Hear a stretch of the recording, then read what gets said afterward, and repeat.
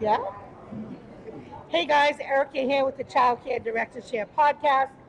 We are live here at BTT and we have a beautiful director here in the seat today. Tell folks a little bit about yourself. Hello, and I am so excited to be here at BTT. First time, but it's been excellent so far. Learning a lot. So, East Coast, all right, East Yes. Coast in the house. We are from Rhode Island. So, tell folks a little bit about what made you open up a childcare center. Well, actually, that is a good story because I didn't open it. This is a family business. My parents opened it over 33 years ago, and after about, I guess, So lots of folks who listen to our podcast really love to learn about leadership. So as a leader, what would be your number one tip for maybe a new leader who's maybe struggling? number one tip and something that I probably did not learn when I first started was really getting to know your workers, your employees, building relationships with them, getting to know their different personalities so you can know how to address each one of them because every person is different. So you want to be able to know the person who needs more attention and who needs to hear well done all the time. And you want to know the person who kind of doesn't want you over their shoulder and wants to be able to do things and you just kind of acknowledge and say thank you, you did a great job. Yeah. What do you think the biggest mistake is that directors make? Not getting to know their people. Same thing, but Okay. really just working off of I'm the boss, you're the employees. You know what the job is. I've given you the instructions, do the job. As opposed to, I understand that you have life situations, I have life situations, every coworker has life situations. How do we work together to continue to give good care and as well as be able to make sure that we're safe and we're comfortable? Yeah. So it sounds like I hear you saying good communication. Good communication, right? How do you grow your team, right? You support your team. How do you grow your team within your program? So that has taken a while for me because, like I said, I've been doing this for 20 years. But over the last few years, the things that I've done have been incentives. So right now we do something where we get hole punches for being noticed doing something.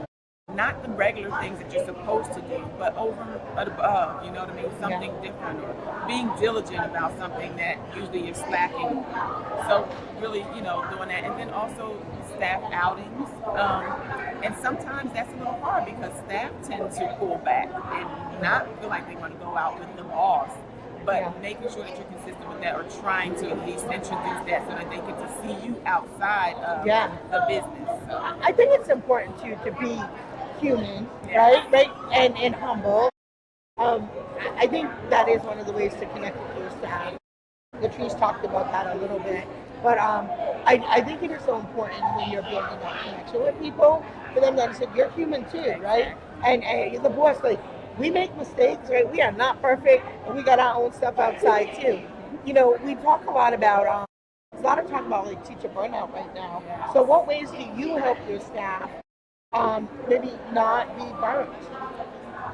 I think the main thing that I've always done is when it's their break, it's their break. I'm not asking you to do anything else. I'm not, expecting you to, finish your lesson plan when you're on your lunch break or anything like that. And I've set up a little teacher lounge where they have a couch in there. Go in there and take a nap. Go to sleep, you know what I mean? Because you eat while the kids are eating. So that when it's time for your break, you don't have to eat. You can really break, Yeah. And I think they enjoy that because I know for me, I need that. I don't do it now.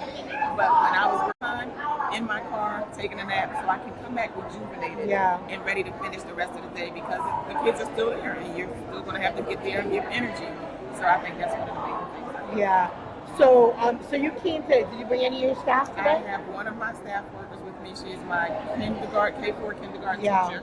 Yeah. And she's been with me the longest, so she was able to come on this trip. But we are definitely already planning, hopefully for next year, to bring folks. Yeah, I think that's one of the ways that I love to invest in the staff.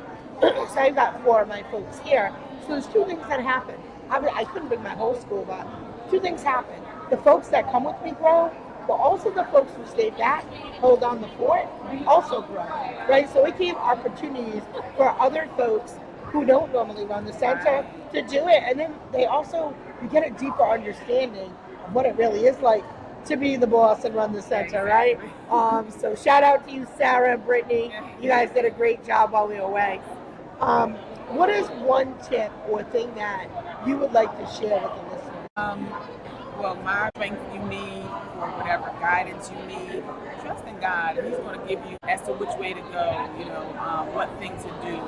Just resting in Him. He's the ultimate caregiver. So just put your trust in Him is going to help you to make it through. So tell folks, if they want to know more about your program, how they find you.